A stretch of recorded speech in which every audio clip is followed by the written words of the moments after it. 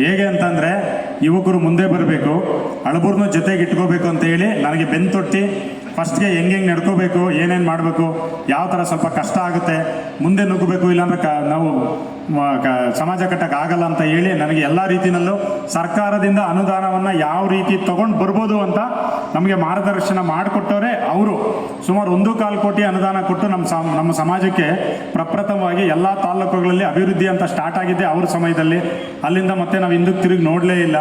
ಈಗ ಏನಿಲ್ಲ ಅಂತಂದ್ರೂ ಸುಮಾರು 420 ಜನ ಮಕ್ಕಳು, ಹೆಣ್ಮಕ್ಳು ಗಂಡು ಮಕ್ಳು ಇಬ್ಬರು ಸೇರಿ 420 ಜನ ನಮ್ಮ ಸಮಾಜದ ವಿದ್ಯಾರ್ಥಿಗಳು ತುಮಕೂರು ಮತ್ತು ಬೆಂಗಳೂರಿನಲ್ಲಿ ವಿದ್ಯಾಭ್ಯಾಸ ಮಾಡ್ತಾ ಇದ್ದಾರೆ. ಇನ್ನು ಈಗ 420 ಜನಕ್ಕೆ ಸೀಟ್ ಕ್ಲೋಸ್ ಆಗಿದೆ. ನೆಕ್ಸ್ಟ್ ಇಯರಿಂದ ನಮಗೆ ಒಂದು ಸೀಟ್ ಕೂಡ ಇಲ್ಲ. ಬೆಂಗಳೂರಿನಲ್ಲಿ ಒಂದು ಹೆಣ್ಮಕ್ಳ ವಿದ್ಯಾಭ್ಯಾಸಕ್ಕೆ ಇನ್ನೊಂದು ಹೊಸದು ಹಾಸ್ಟೆಲ್ ಕಟ್ಟಬೇಕು. ಪುಟ್ಟನಂಜಮ್ಮ ಟ್ರಸ್ಟ್ನವರು ನಮಗೆ ಜಾಗ ಕೊಡ್ತೀನಿ ಅಂತ ಹೇಳಿದರೆ ಒಂದು ಖಾತೆ ವಿಚಾರವಾಗಿ ಟೆಕ್ನಿಕಲ್ ಇಶ್ಯೂ ಇತ್ತು. ಇವಾಗ ಶಾಸಕರು ಹೇಳಿದ್ರು, ನಾನು ಅದನ್ನು ಜವಾಬ್ದಾರಿ ತೊಗೊಂಡು ಅದನ್ನು ಬರ್ತೀನಿ ನಿಮ್ಮ ಜೊತೆಯಲ್ಲಿ ಅಂತ ಹೇಳಿದರೆ, ದಯವಿಟ್ಟು ಅವ್ರಿಗೊಂದು ವಿಶೇಷವಾಗಿ ಅಭಿನಂದನೆ ಸಲ್ಲಿಸೋಣ.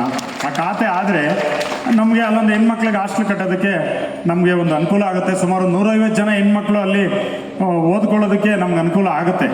ಹಾಗಾಗಿ ಅದು ತುಂಬ ಮುಖ್ಯವಾಗಿದೆ.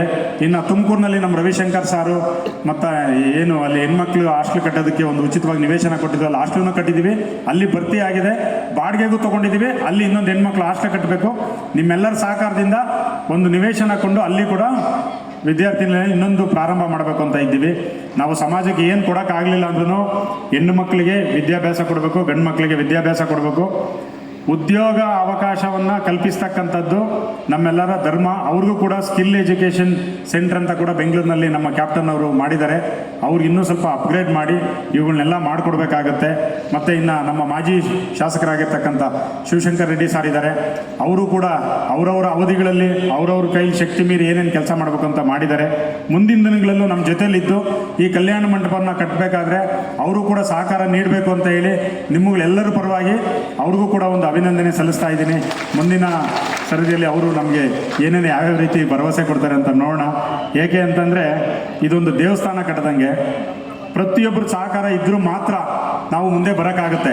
ಇನ್ನು ಆಸ್ಟ್ರೇಲಿಯಾ ಪ್ರಕಾಶ್, ನಾನು ಅವರಿಬ್ಬರು ಜೊತೆಯಲ್ಲಿ ಒಂದೇ ಊರಿನವ್ರು, ನಮ್ಮೂರಿನಲ್ಲೇ ಓದಿದ್ದು. ಚಿಕ್ಕ ಹುಡುಗರಾಗಿದ್ದರು ಜೊತೆಲಿದ್ದರು. ನಂತರ ಅವರು NRI ಫೋರಮ್ ಚೇರ್ಮನ್ ಆದಾಗ ನಮ್ಮ ಸಮಾಜಕ್ಕೆ 50 ಲಕ್ಷ ರೂಪಾಯಿ ಆಂಜನೇಯರವ್ರ ಹತ್ರ ನನ್ನನ್ನು ಕರ್ಕೊಂಡೋಗಿ ಫೈಲ್ ಕಳೆದಾಕ್ಬಿಟ್ಟಿದ್ರು, ತೆಗೆಸಿ ತುಮಕೂರು ಕಮರ್ಷಿಯಲ್ ಕಾಂಪ್ಲೆಕ್ಸ್ಗೆ 50 ಲಕ್ಷ ರೂಪಾಯಿನ ನಮಗೆ ಏನು ಅನುದಾನ ಬಿಡುಗಡೆ ಮಾಡೋದಕ್ಕೆ ಅವರು ಸಹಾಯ ಮಾಡಿದ್ರು. ಅವ್ರನ್ನೂ ಕೂಡ ನಾವು ಮರೆಯುವಂತಿಲ್ಲ. ಮತ್ತು ನಮ್ಮ ನರಸಿಂಹಮೂರ್ತಣ್ಣವರು, ಅವರು ಕೂಡ ಜಿಲ್ಲಾ ಪಂಚಾಯತ್ ಅಧ್ಯಕ್ಷರಾಗಿದ್ದರು. ಈಗ ನಮ್ಮ ಕಟ್ಟಡಕ್ಕೆ ಅವರು ಕೂಡ ಏನೇನು ಮಾಡ್ತಾರೆ ಅಂತ ಈ ಮುಂದಿನ ಗಳಿಗೆಗಳಲ್ಲಿ ಅವರು ಕೂಡ ಪ್ರಸ್ತಾಪ ಮಾಡಬೇಕಾಗುತ್ತೆ ಅಂತ ಹೇಳ್ತಾ, ಇನ್ನು ವೇದಿಕೆ ಮೇಲೆ ಆಸೀನಿರ್ತಕ್ಕಂಥ ಎಲ್ಲ ನಮ್ಮ ನೆಚ್ಚಿನ ನಾಗರಾಜಣ್ಣವರು ಇದ್ದಾರೆ. ಯಾವತ್ತು ಏನು ಕೇಳಿದ್ರು ನಮ್ಮ ಕಾರ್ಪೊರೇಟ್ರು ನೋಡಿ, ನಾವು ನಮ್ಮ ಸಮಾಜದವರು ಗಾಳಿ ಗಂಟ್ಲಿಲ್ಲ, ತುಂಬ ಸೈಲೆಂಟು. ಎರಡನೇದಾಗಿ ತುಂಬ ಉತ್ತಮವಾಗಿರ್ತಕ್ಕಂಥ ವ್ಯಕ್ತಿತ್ವ ಹೊಂದಿರ್ತಕ್ಕಂಥವ್ರು. ನಾವು ಒಂದು ಮನೆ ಇದ್ದರೆ ಅಲ್ಲಿ ಏನಾದರೂ ಒಂದು ಸಾಧನೆ ಮಾಡಿರ್ತೀವಿ.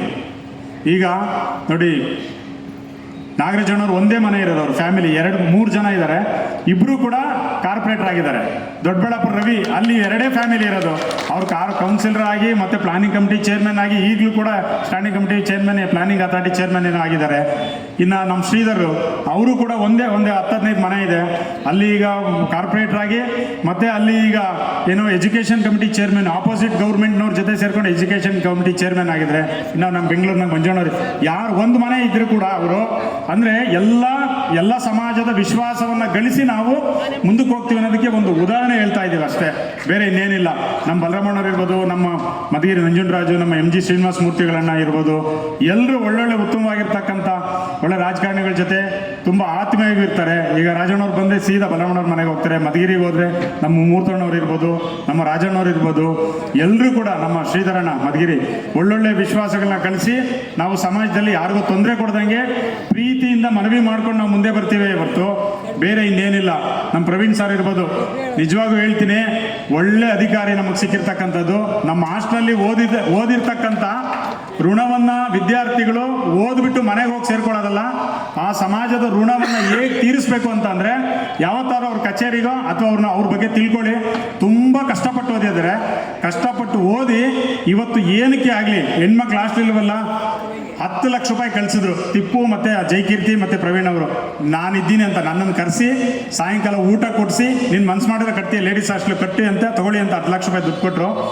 ಅವರು ಎಂಥ ಒಳ್ಳೆ ಅಧಿಕಾರಿ ಅಂತಂದರೆ ಏನನ್ನ ಕಾರ್ಯಕ್ರಮ ಮಾಡಬೇಕು ಅಂತಂದರೆ ನಾನಿದ್ದೀವಿ ಮಾಡೋಣ ಮುಂದೆ, ನಾವು ಪ್ಯಾಲೇಸ್ ಗ್ರೌಂಡ್ನಲ್ಲಿ ಒಂದು ಫಂಕ್ಷನ್ ಮಾಡಬೇಕು ಅಂತ ಇದ್ದೀವಿ, ಬಿಗ್ ಬಡ್ಜೆಟ್ ಅಂದರೆ ಅರ್ಧ ನನಗೆ ಬಿಡಿ, ನಾನು ಸಹಾಯ ಮಾಡ್ತೀವಿ, ಫಂಕ್ಷನ್ ಮಾಡಿ ಅಂತಾರೆ.